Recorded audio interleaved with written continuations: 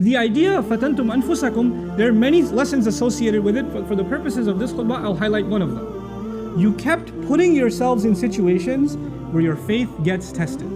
Try to understand what that means. You kept putting yourself in environments where you knew it was bad for you, but you said, no, I can handle it. I got this.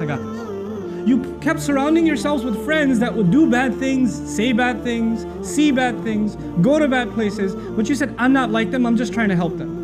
And you kept going back into those environments. You kept getting into gatherings and places and situations. You kept putting yourselves in those places, assuming that it will not have any effect on you. It'll affect everyone else, but it won't affect you. You know, the first step wasn't that these people just became disbelievers. It was actually bad company. They put themselves in questionable circumstances. And they assume that it's not going to have an effect. You know, when you are, I'll give you a silly example, but it'll get the point across. If people do a lot of cooking at home, especially if you're a desi household, you do a lot of cooking at home, the home smells like a lot of masala.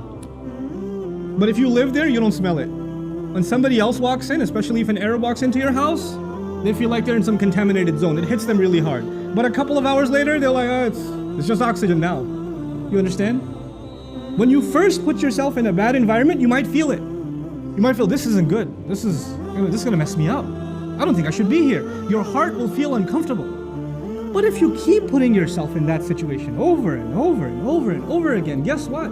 It doesn't bother you anymore. Somebody who smells, stands next to a smoker for the first time is coughing and their eyes are burning. But if they start smoking themselves a year later, that just becomes their oxygen. They can't even breathe normally without smoking. It changes them altogether.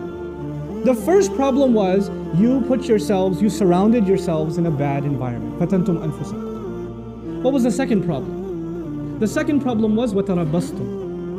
You kept procrastinating. Now what does that mean? That means you realized it's bad, and you also realized in your own conscience, I should change, but you told yourself, I'll change pretty soon, inshallah. I'm gonna change. I know I have to change. I know this is bad. Just one more week, and I'm gonna be a different person. Man, just this semester, I got these messed up friends right now, and I can't really make them upset, so I'm gonna keep hanging out with them. But next semester, I'm totally doing a different schedule. I'm not gonna be around these guys anymore. But let me just write out this semester. Just this one more month I'm doing this, just this one more weekend, just this one or two more party, just one or two more drinks. That you keep telling yourself just a little bit more, and then people tell my favorite one, Ramadan is right around the corner. It's just 10 more months, 11 more months, Once Ramadan comes, man, I'll be totally different. And I plan to go to Hajj. Once I go to Hajj, you watch, I'm gonna be a different person. But until then, just make dua for me. Tarabbastum. You didn't want to make a change today, right now. You assumed, not only are you putting yourselves in a bad environment, you're not ready to make a transformation right now. It's too much for you to be asked. You'd rather just stick it out. You'd rather just enjoy a little bit more. This is what tarabbastum. But you know what? And you assumed, by the way, this also has an assumption. The first assumption was it doesn't affect you. It doesn't have an impact on you, but it does. Something really bad becomes normal to you over time. You get desensitized. What is the effect of tarabbus, of holding off and holding off and holding off? Actually, you assume that you can put the brakes on at any time.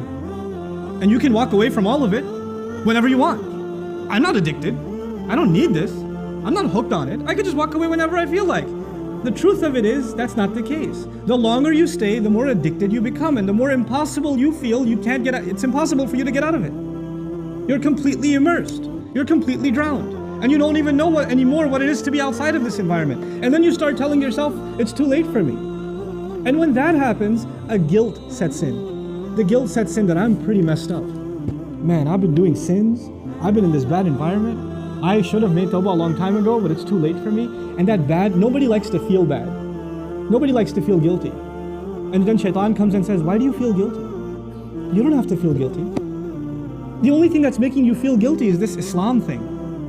Islam says this is haram and that's a sin and that's a sin and you can't do this and you can't say that and you can't go there. Islam keeps making you feel bad, man. I want you to feel good. How true is Islam anyway? And now the thoughts start running in this person's mind, a man or a woman. Why am I even following Islam? It seems like it just wants me not to be happy. I just want to live my life, man. I just want to be free. I just want to be able to do what I want. I just want to be able to hang out with my friends. I'm not so sure about the Quran anyway. How do we even know there is a God? How do we even know? What's this hadith business? I mean, how do we even know it's authentic? And so you have this young man or woman this Zainab, this Ali, this Fatima, this Abdullah, this Kareem, these beautiful names, and now they're starting to ask questions about, I'm not so sure about this Islam. I don't know. I have doubts, I have serious doubts. And these are not PhDs in philosophy, nor do they have exhaustive education in Islamic history where they studied it and they started developing doubts. No. They were in a bad environment. They didn't change themselves. That is the process. I've talked to hundreds of these people that literally lived this ayah. They live this ayah. And then they get to a point where they have doubts.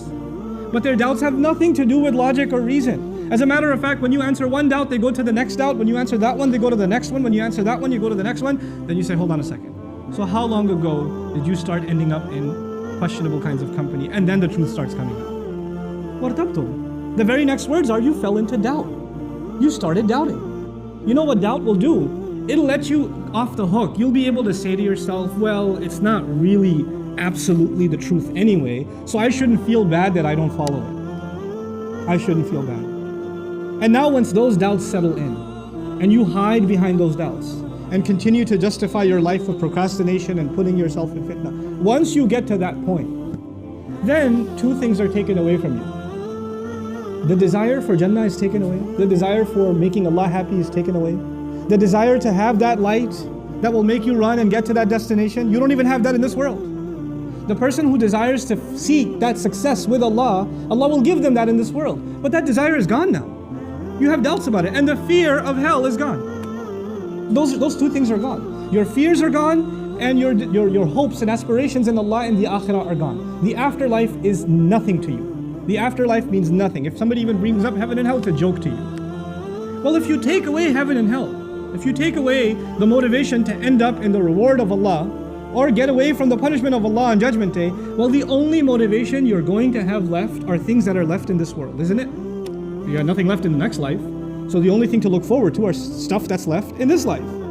And this life will be money, it'll be fame, it'll be leisure, it'll be pleasure, it'll be material things.